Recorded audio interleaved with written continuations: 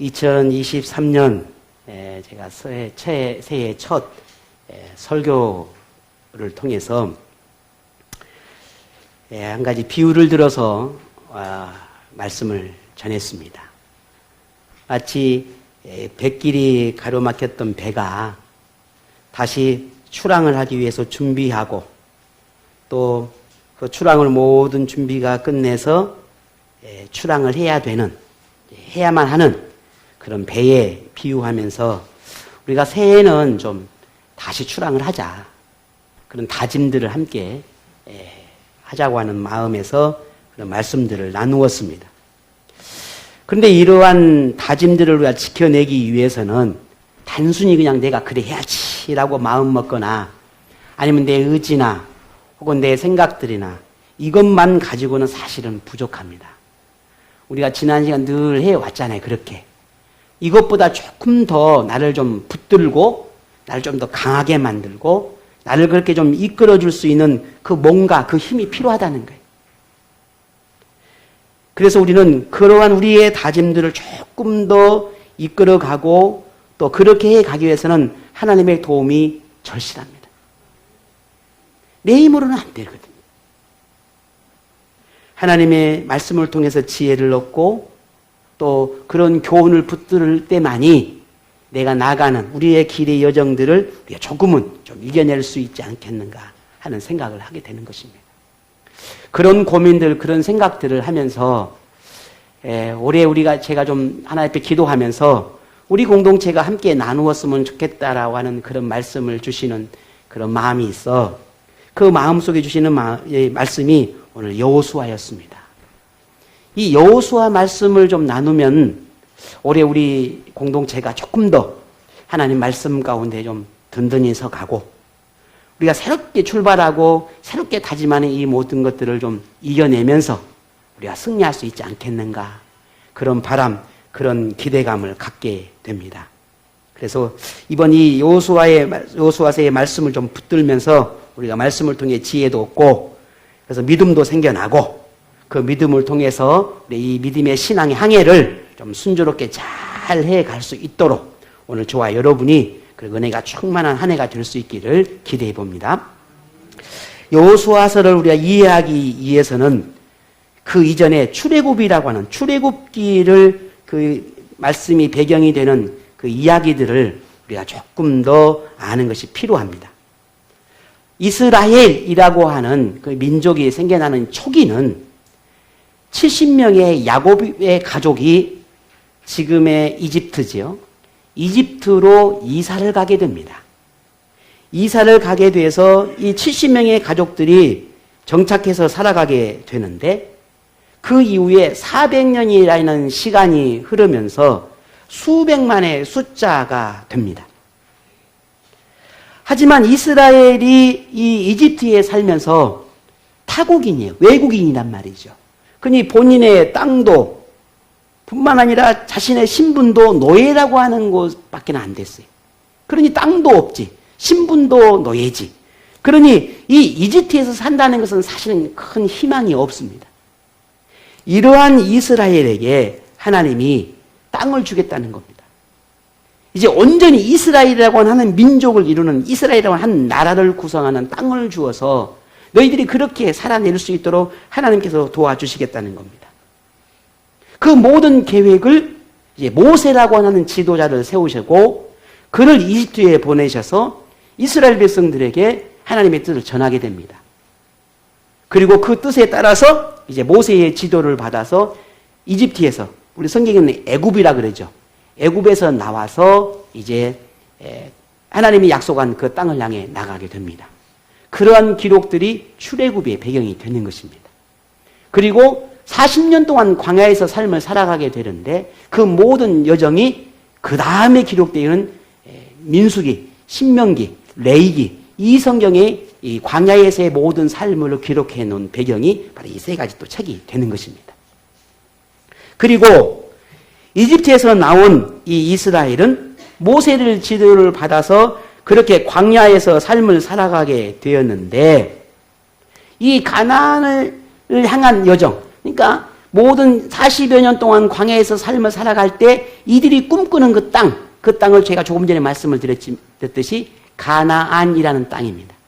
지금 현재 이스라엘이 과거에 수천 년으로 거슬러 올라가게 되면 지금 현재 이스라엘은 본래는 가나안이라는 곳이었습니다. 그곳이 지금 현재 이스라엘이 된 것입니다. 이런 성경의 역사들이 이 현실에 다 지금 이루어져 있는 것을 보게 되지요. 그런 가나안을 향한 모든 여정은 순탄하지는 않았죠. 어떻게 순탄했겠습니까?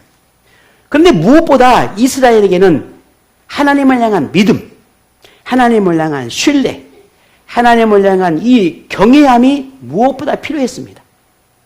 그런데 이 본래 이 이스라엘이 400년 전으로 돌아가면 야곱이라고 하는 한 이 지도자에 의해서 형성이 됐던 이 가족 공동체에 있을 때는 하나님을 향한 경외나 신뢰나 믿음이 대단했습니다.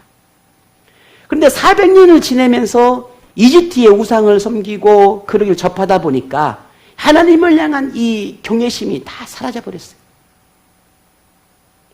근데 이들에게 그냥 땅을 더 크니 준다면 여전히 이집트의 그 문화를 그대로 답습할 수밖에 없었던 겁니다. 그래서 하나님은 그 모든 새로운 형태의 하나님의 문화, 하나님의 역사, 하나님의 능력, 하나님의 경외하는 경외심, 믿음, 존중함, 존경함 이런 모든 것들을 새롭게 이스라엘 백성들이 다시 만들어가야 할 이 정체성이었습니다. 그런데 아직 이들이 없으니 그 정체성을 심어주기 위해서 하나님은 이들을 어디로 가냐면 광야로 가는 것입니다. 광야로 가서 하나님과 직접 만나게 하고 하나님을 경외하고 하고 하나님의 말씀을 듣게 하고 배우게 하고 이 모든 것들을 40년 동안 광야에서 이루어지게 되는 겁니다. 그리고 그 모든 일을 최선에서 앞장선 사람이 모세라고 하는 지도자였어요. 그런데 이런 광야의 40년의 삶을 살면서 그 끝자락에서 모세는 하나님의 부름을 받게 됩니다. 광야에서 죽게 되는 거예요. 그리고 새로운 지도자가 세워지게 되는데 모세를 이어 새로운 지도자가 바로 여호수아입니다. 이 여호수아가 오늘 여호수아서의 이제 모든 말씀의 배경이 되는 것이죠. 오늘 본문 1절에처럼 여호수아서는 1절을 봅시다. 여호와의 종 모세가 죽은 후에 여호와께서 모세의 수종자 눈의 아들 여호수아에게 말씀하여 이르시되 라고 기록되어 있습니다. 이 말씀처럼 지도자로 선택된 이 여호수아가 하나님께서 약속한 땅으로 이스라엘 민족을 인도해 가는 이야기를 다루고 있는데 여호수아와 이스라엘 민족이 하나님의 약속한 그 땅을 바로 발치 앞에서 바라보면서 시작된 이야기가 이 여호수아입니다. 이제 이렇게 보면 하나님 약속한 땅에 여기만 들어가면 돼요. 그러면 모든 하나님의 약속이 이제 정말 이루어진 것입니다. 먼 발치에서 그 땅을 바라보면서 가나안 땅을 바라보면서 이제 여호수아가 모든 이제 그 지도력을 인수 있게 받게 되는 것입니다.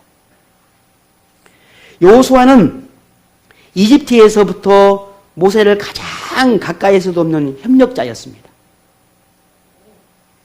모세에게 항상 존중하고 또 순종하고 또 믿음의 눈으로 하나님의 뜻을 바라보며 모세를 도와주었던 아주 훌륭한 조력자였습니다. 모세를 향한 백성들의 원망과 때로는 비웃음과 조롱이 빗발칠 때도 항상 모세의 편에 서서 모세를 변호해주고 또 모세에게 힘을 주었던 그런 동력자였습니다. 여호수아는 하나님을 향한 경외심과 하나님이 세운 지도자에 대한 존중함과 하나님의 뜻을 온전히 믿는 참 믿음의 사람이었습니다. 하나님은 그런 여호수아를 모세에 이어 새로운 지도자로 택하고 이제 그에게 새로운 시대를 열어가도록 이제 기회를 주신 겁니다. 새로운 지도자와 함께 이 이스라엘 백성들이 가나안을 향해 가게 되는 것입니다. 이것을 본문 2절에 이렇게 말을 하지요. 한번 볼까요? 내 종 모세가 죽었으니 이제 너는 이 모든 백성과 더불어 일어나 이 요단을 건너 내가 그들 곧 이스라엘 자손에게 주는 그 땅으로 가라 라고 말합니다. 오늘 본문만 봐도 지금 이스라엘 백성들이 있는 곳이 어디냐면 요단 건너기 전이에요. 여러분 요단강 많이 들어보셨잖아요. 그 요단강을 건너기 전입니다. 이 요단강만 건너면 이제 가나안 땅이 되는 거예요. 근데 요단강을 건너기 전에 이제 모세도 죽고 그래서 여호수아가 새로운 지도자가 된 것입니다. 그래서 요단강을 건너편에 있는 가나안 땅을 바라보면서 오늘 여기에서 이제 하나님께서 이 여호수아에게 말씀을 하고 계시는 겁니다. 여호수아는 그동안 모세를 돕는 그런 위치에 지나지 않았습니다. 그런데 이제는 한 민족의 지도자가 되었습니다. 그러니 그 무게감이라는 것이 이루 말할 수 없었을 겁니다. 얼마나 무거웠겠습니까? 여러분 보세요. 교회 안에서도 그저 이제 평범한 한 신앙의 삶을 살다가 직분을 맡거나 아니면 뭔가 내게 주어진 책임이 되어지면 그게 크든 작든 그게 얼마나 크게 느껴지든 혹은 작게 느껴지든 그 위치가 높든 어찌됐든지 간에 일단 내 마음에 무게감이 다가옵니다. 어떻게 감당할까? 목사님이 이렇게 하라 하시는데 어떻게 할까? 잘할 수 있을까? 내가 그만한 그릇이 될까? 내가 뭐 그만한 능력이 있을까?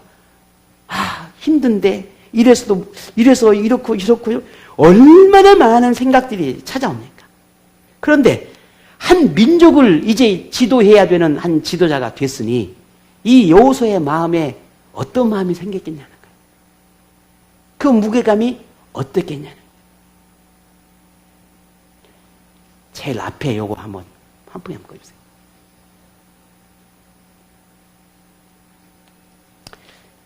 이제는 지도자가 되었으니 이 지도자로서 분명 이제는 내가 좀 달라져야 한다라고 하는 그런 어떤 다짐, 그런 생각들 아마 필요했을 겁니다. 아니 1번입니다. 제일 먼저 주사님. 환풍기를 좀. 제일 왼쪽 스위치 아래, 오른쪽 아래. 다른 것들. 하나 더 있는데.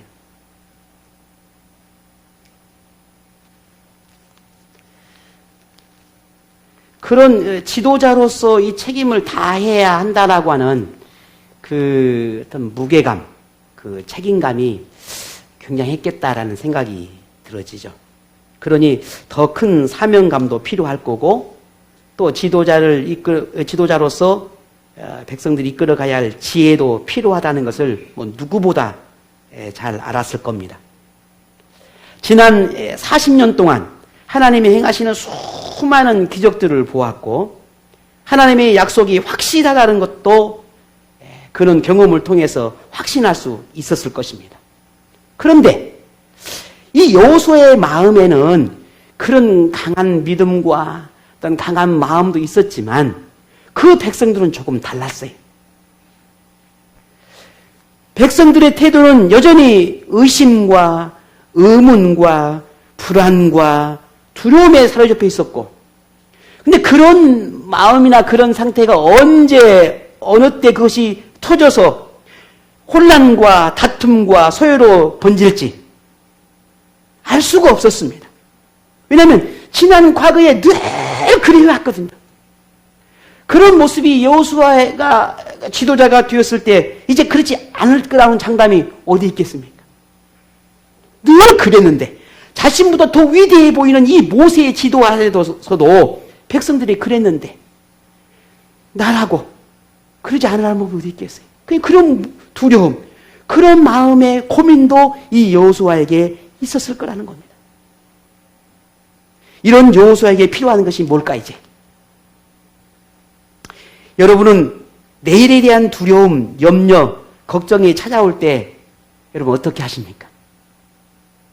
알 수 없는 내일에 대한 마음의 그런 염려, 많은 마음의 고민, 갈등들, 그런 생각이 들 때 여러분 어떤 마음입니까?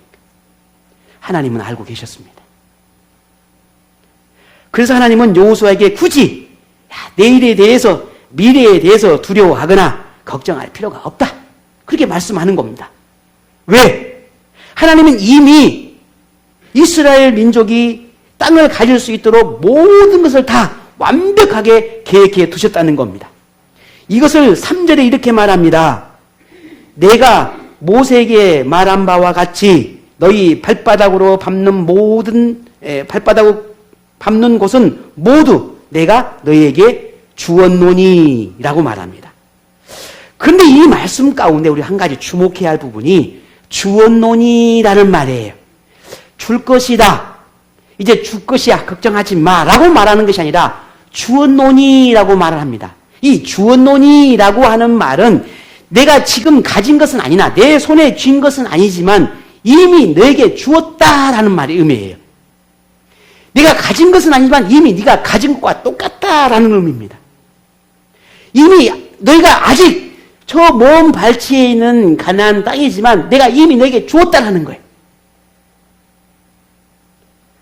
하나님이 이스라엘에게 주실 땅을 이미 딱 정해 놓았다는 겁니다. 여기는 너네 땅이야 라고 딱 정해놨어.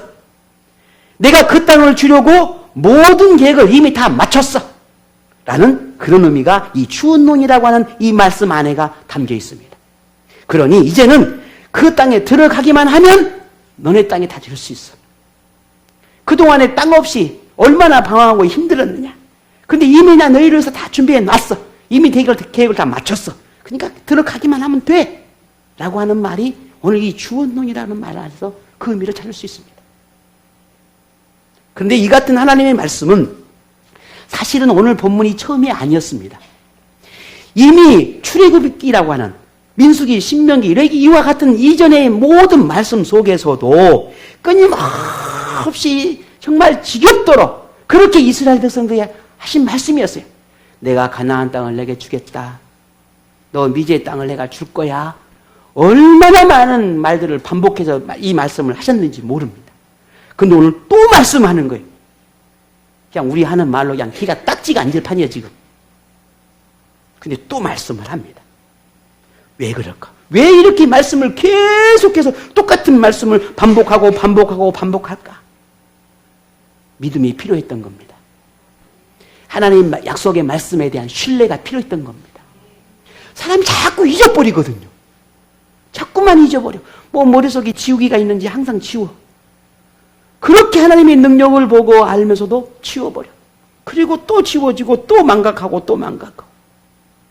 또 하나님 말씀에 망각해버리니 또 어떤 상황이 만나면 또 흔들리고 방황하고 또 방황하고 흔들리는 거예요.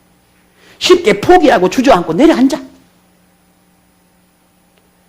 지도자로서 하나님의 약속에 대한 그 말씀이 그 어느 때보다 본인에게도 필요했고 그 확신과 믿음의 말씀을 가지고 백성들에게 선포해야 됨도 필요했던 겁니다. 그러니 오늘 하나님께서 또 이 여호수아와 이스라엘 백성에게 말하는 겁니다. 내가 이름이 주었으니까 걱정하지 마. 내가 너에게 주겠다는 약속 이미 다 하나님께서 세팅해 놨어. 그러니까 걱정하지 말고 들어가기만 하면 돼. 라고 또 이야기하는 겁니다.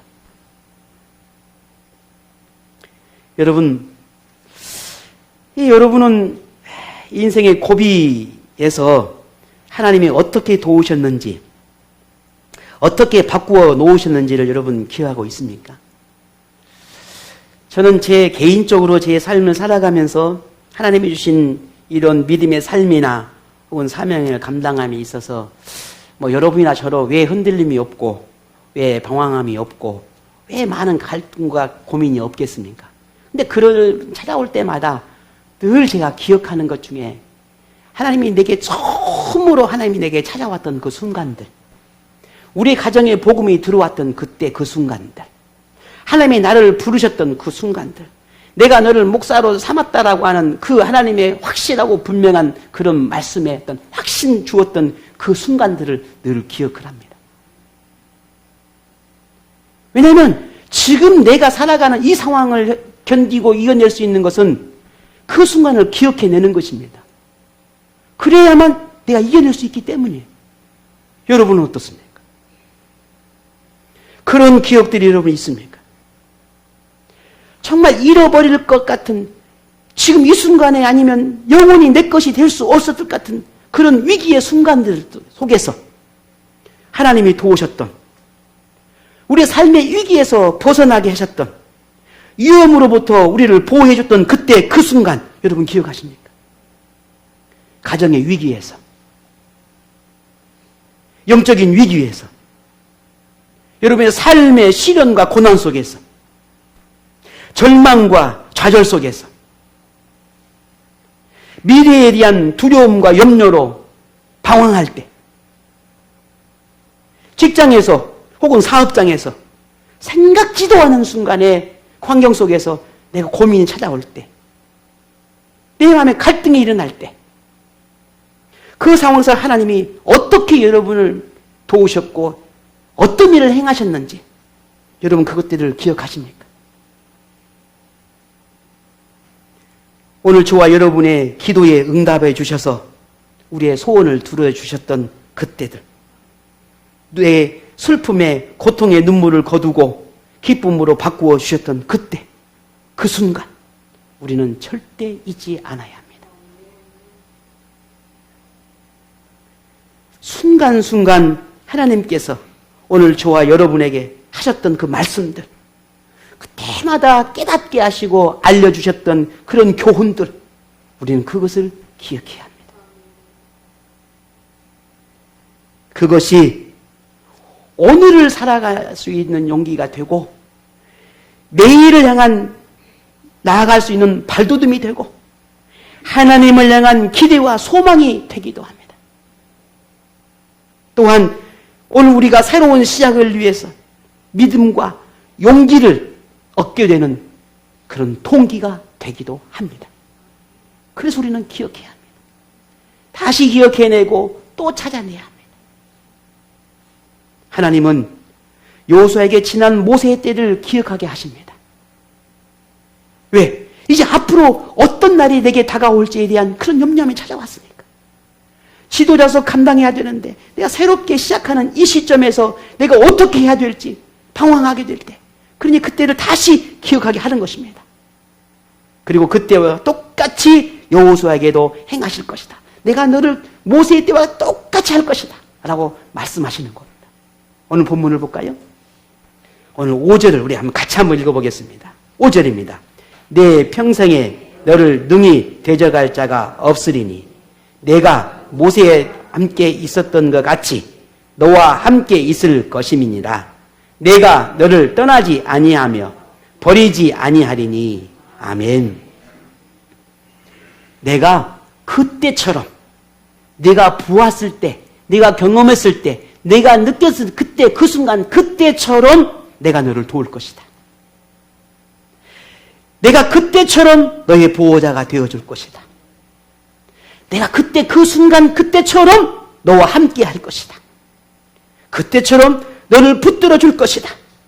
그때처럼 너를 떠나지 않을 것이다. 오늘 이 약속의 말씀을 하고 계십니다. 저는 오늘 이 약속의 말씀이 분명하고 확실함을 믿습니다. 10년 전이든 20년 전이든 30년 전이든 그보다 더 오랜 이전부터 하나님은 오늘 이 말씀의 약속을 하셨고 그 약속의 말씀은 하나하나 우리의 삶 가운데, 저의 삶 가운데 이루어 주셨습니다. 40년 전에는 50년 그때 똑같이 지금도 함께 계시고 그렇게 돕고 계시는 하나님이십니다. 여러분의 삶 가운데 동일한 하나님이십니다. 그럼 믿으시는가요?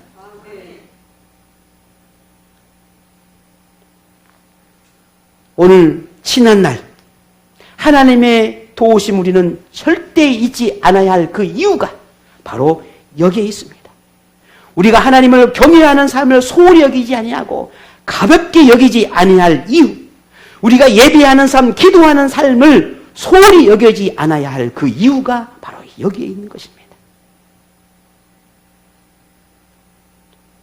자, 그러면 하나님의 이 모든 약속을 들은 이 여호수아의 마음은 그러면 어땠을까? 처음 지도자로 선택되었을 때의 그 마음과 오늘 이 약속의 말씀을 듣고 난 이후에 이 여호수아의 마음은 어땠을 것 같습니까? 지난 모든 모세와 함께 했을 때 그때를 아마 쭉 생각했을 것입니다. 그렇지. 이집트에서 하나님이 이렇게 우리의 삶 가운데 이런 역사를 보여주셨어. 나와가지고 홍해에서는 또 어땠어? 야, 광야에서는 또 어땠을까? 그래, 하나님이 그렇게 내게 그런 많은 기적들을 내게 보여주셨지. 그렇지. 그 모든 순간순간에 하나님이 무엇을 하셨는지를 하나하나 기억해 생각해 보았을 겁니다. 그리고 여호수아에게 말씀하신 그 모든 약속의 말씀이 맞아. 그래. 이 약속의 말씀이 내게도 이렇게 이루어 주신다 하시니 얼마나 감사하고 얼마나 감사하고 고마운 일이에요. 어쩌면 처음 이 여호수아의 마음과 지금의 마음은 분명 달라졌을 겁니다. 여러분도 여러분을 위해 행하셨던 하나님의 기적 같은 일들을 한번 떠올려 보십시오. 제가 여러분에게 딱 10초만 드리랍니다. 한번 잠깐 한번 떠올려 보십시오. 내 인생 가운데 하나님을 알고부터 하나님이 내 인생에 어떤 일들을 어떻게 이루셨는지, 나를 어떻게 지금까지 이끌어 오셨는지, 그때 하나님과 지금의 하나님이 달라졌는지, 또 동일한 하나님이신지 한번 생각해 보십시오. 어떻습니까? 네. 많은 걸 몰라도 됩니다. 정말 내 인생에 하나만 기억해도, 그 하나만 붙들어도 분명 우리는 오늘 내일의 삶이 분명 달라질 거예요. 잊지만 않는다면, 그 무시하지 않는다면, 업신여기지만 않는다면 분명 우리는 달라질 수밖에 없습니다. 다시 과거로 돌아가지 않습니다. 다시 얽매이지 않습니다. 분명 하나님 안에서 새로운 인생을 계획하고 분명 다짐을 하게 될 것입니다. 왜? 하나님은 그렇게 똑같이 내 삶 가운데 있은 그런 분이시니까요. 오늘 여호수아에게 땅에 대한 약속과 함께 하겠다는 약속을 하신 말씀, 하나님이 이렇게 말씀을 하십니다. 자, 볼까요? 6절 다 같이 읽어보겠습니다. 강하고 담대하라. 너는 내가 그들의 조상에게 맹세하여 그들에게 주리라 한 땅을 이 백성에게 차지하게 하리라. 아멘. 오늘 이 본문의 말씀 가운데 우리가 주목해야 할 부분이 강하고 담대하라 하는 말이었습니다. 약속의 말씀도 다 주셨습니다. 자, 이제 기억해냈습니다. 모든 것이 너무 생생하게 기억납니다. 이 여호수아에게 필요한 게 뭘까? 바로 강하고 담대한 것이었습니다. 곧 차지하게 될 약속의 땅을 향해 나아갈 때 여호수아에게 꼭 필요한 것, 그 다짐은 강하고 담대한 태도였습니다. 다시 말해서 힘을 내고 용기를 가져라 라고 하는 말씀이 강하고 담대하라는 말씀이에요. 자, 힘을 내. 여호수아야, 너 좀 힘을 내라. 좀 힘을 내. 괜찮아. 힘을 내. 그 용기를 내봐. 용기를 가져봐. 라고 말씀하고 있는 겁니다. 어쩌면 여호수아는 모세와 같은 지도력으로 백성을 이끌어야 할 텐데 그럴 수 있을지 걱정하고 힘겨워하고 또 위축되어 있었는지도 모릅니다. 지난날에 어떤 일들이 있었는지를 알고 있기 때문에 또다시 같은 일들이 반복되지 않을까 하는 염려와 걱정도 있었겠지요. 적들과의 전쟁, 백성들의 불평, 분노, 땅을 정복하기 위한 수많은 위험한 순간들을 상상했었는지도 모릅니다. 그래서 하나님은 그에게 이렇게 말을 하는 겁니다. 힘을 내라. 용기를 가져봐라. 우리 옆에 분에게 힘을 내십시다. 용기를 가져보십시다. 힘. 용기를 가져보십시오. 우리 홍석조님이 다시 앞으로 오셨어요. 아, 얼마나 반가운지. 여가 계셔. 그렇게 이렇게 바라보고 이렇게 제가 설교도 하고. 그 자리에 계셔야 돼요. 또 가시면 안 돼요. 이제 다음 주에. 거가 계셔야 돼요. 어디 가셔, 짝꿍은? 왜 그가 있다? 아, 앞으로 오셔야 돼, 이제. 다음 주부터. 용기를 내보는 거예요. 힘을 내는 겁니다. 근데 그게 내 용기, 내가 힘을 낸다고 되는 게 아니잖아요.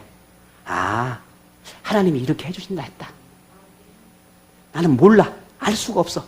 근데, 그래, 그 믿음 갖고, 그 말씀 붙들고, 내가 한번 용기를 내보자. 한번 힘을 가져보자. 이 다짐이 지금 이 여호수아에게 필요했던 겁니다. 뭐, 그래, 나 할 수 있어. 난 뭐든지 할 수 있어. 이 말이 아니에요. 이 용기가 아니에요. 이게 담대함이 아니에요. 그저 하나님 그리 말씀하고 약속했으니 그걸 믿고 내가 한번 내디뎌 보자. 한번 해보자. 한번 가보자. 하는 거예요.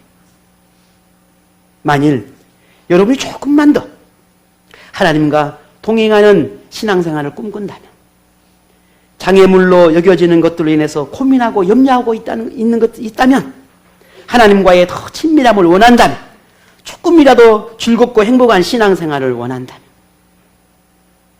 하나님이 주신 복과 은혜를 가지고 싶다면, 조금이라도 더 오늘보다, 어제보다, 지난해보다 조금 더이라도 좀 나은 삶을 위해서 하나님의 도움이 원한다면, 지금 오늘 저와 여러분이 필요한 것은 무엇입니까? 용기입니다. 한번 해보자. 그래. 한번 내가 새롭게 시작해보자. 내가 새롭게 다짐해보자. 내가 새롭게 출발해보자.